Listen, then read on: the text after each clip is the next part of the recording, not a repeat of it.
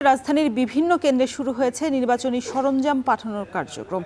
এ নিয়ে আরো বিস্তারিত জানাতে ঢাকা ৮ আসনের Willes Little Flower School and কলেজের কেন্দ্র থেকে যুক্ত হয়েছেন তানজিলা খান মিম। মিম, ভোটের সরঞ্জাম বিতরণ এবং সংগ্রহ কার্যক্রমের কি অবস্থা, সবশেষ কি তথ্য রয়েছে জানাবেন।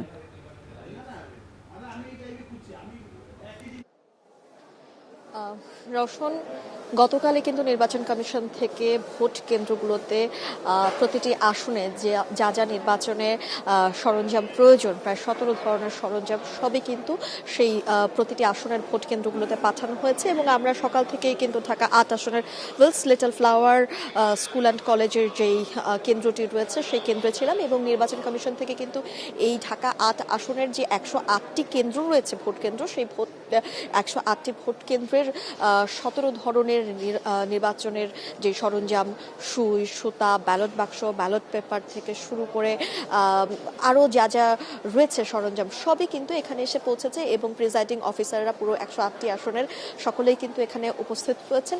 একে একে এই ব্যালট বাক্স থেকে শুরু করে যা নির্বাচনী সরঞ্জাম রয়েছে, মূল যে সরঞ্জাম সব কিছুই কিন্তু সেই প্রিজাইডিং অফিসারদেরকে বুঝিয়ে দেওয়া হবে। এবং তারপর এখান থেকেই কিন্তু অন্যান্য যেই কেন্দ্রগুলো রয়েছে, ভোট কেন্দ্র, সেই ভোট কেন্দ্রে ভোটের কক্ষগুলোতে নিয়ে রাখা হবে।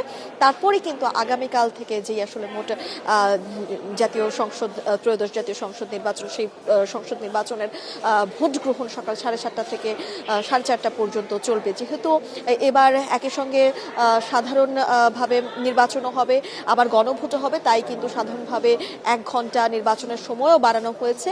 তো সেই জায়গা থেকে এই যে প্রস্তুতি, সেই ভোটের প্রস্তুতি কিন্তু আসলে জোরে সোরেই চলছে।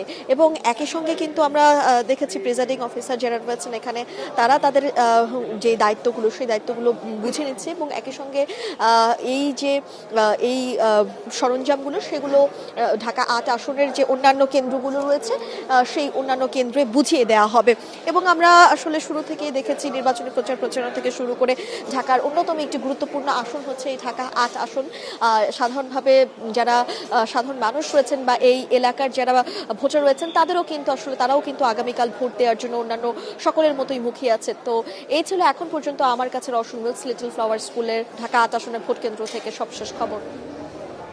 নির্বাচনী সরঞ্জামের আরো খবর জানাতে ঢাকা ৭ আসনের আজিমপুরে আছেন আমাদের সহকর্মী ফরহাদ বিন নূর। ফরহাদ, নির্বাচনী সরঞ্জাম বিতরণের কার্যক্রম কি এর মধ্যে শুরু হয়েছে কিনা, নির্বাচনী প্রস্তুতি কেমন দেখছেন, বিস্তারিত জানাবেন। রোশন, এখনো এখানে নির্বাচনী সরঞ্জাম বিতরণের কার্যক্রম শুরু হয়নি। এটি মূলত ঢাকা ৭ আসনের যে ১৬৪টি কেন্দ্র রয়েছে সেটির মূল কেন্দ্র এখানে। এবং এখান থেকেই আজকে যেসব নির্বাচনী সরঞ্জাম রয়েছে সেগুলো বিতরণ করবার কথা। আমরা জানি যে 10টা নাগাদ কথা থাকলেও এখানে কিন্তু এখনও শুরু হয়নি। তবে বিভিন্ন কেন্দ্রের ১৬৪ কেন্দ্রের যারা বিভিন্ন পর্যায়ের দায়িত্বশীল রয়েছেন, প্রিজাইডিং অফিসার সহ অন্য যারা রয়েছেন, তারা কিন্তু এখানে তাদের যে নির্বাচনী সরঞ্জাম সেগুলো তারা ইতোমধ্যেই আনতে এখানে এসেছেন। এবং এখনও অনেকে কিন্তু আসছেন।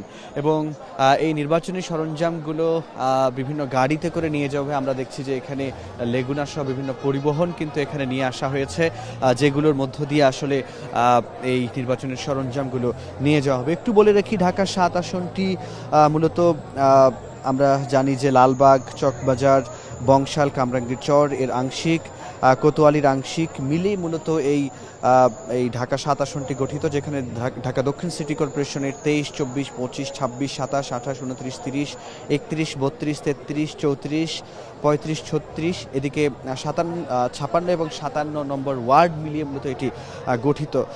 আমরা যদি একটু বলি যে এই আসনে ভোটার আমরা দেখছি যে ৪,৭৬,০০০ ভোটার এখানে রয়েছে, যেটি অন্য অনেক আসনের চেয়ে আসলে বেশি। এবং এখানে এই কারণে ভোট কেন্দ্রের সংখ্যাও কিন্তু আমরা দেখছি যে ১৬৪টি, যেটিও অন্য আসনের চেয়ে এখানে ভোট কেন্দ্র অনেকটাই বেশি। তো এখানে মোট প্রার্থী রয়েছে 11 জন, জামায়াত, বিএনপি সহ এই আসনে মোট 11 জন প্রার্থী রয়েছেন। এবং সব মিলিয়ে আমরা দেখছি যে এই যে নির্বাচনের সরঞ্জামগুলো যাতে করে নিরাপদে বিভিন্ন কেন্দ্রে পৌঁছে যায়। সে কারণে কিন্তু আমরা এখানে দেখছি যে বিভিন্ন পর্যায়ের যারা আইন শৃঙ্খলা বাহিনীর দায়িত্বে রয়েছেন তারা এখানে রয়েছেন এবং এখনো পর্যন্ত যেসব রুমে এই সরঞ্জামগুলো রয়েছে সেগুলো কিন্তু এখনো সিলগালা করা আছে। তো সেটি নিশ্চয়ই কিছুক্ষণের মধ্যে হয়তো সেইগুলো খুলে বিতরণ শুরু করবে সেটি ধারণা করছি। তো এই ছিল আমার কাছে Azimpur girls school and college থেকে সবশেষ তথ্য। নির্বাচনী সরঞ্জাম বিতরণের খবর জানাচ্ছিলেন সহকর্মীরা। ওয়াটার পাম্পের রোটর এখন আরো উন্নত, ফলে